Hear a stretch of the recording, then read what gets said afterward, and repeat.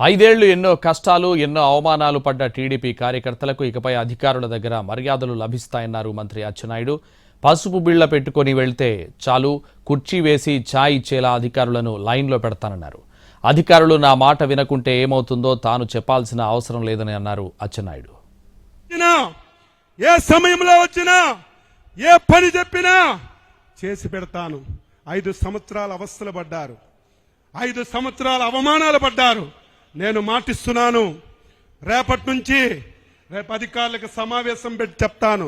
రేపటి నుంచి ప్రతి కార్యకర్త ఎస్ఐ దగ్గరికి వెళ్ళినా, ఎంఆర్ఓ దగ్గరికి వెళ్ళినా, ఎండిఓ దగ్గరికి వెళ్ళినా, ఏ ఆఫీస్కి వెళ్ళినా మీరు పసుపు బిళ్ళ పెట్టుకొని వెళ్ళండి. మీకు గౌరవంగా కుర్చీ వేసి టీ ఇచ్చి మీ పనేంటని అడిగి మీ అందరికీ పని చేయించే విధంగా అధికారులకు లైన్లో పెడతాను.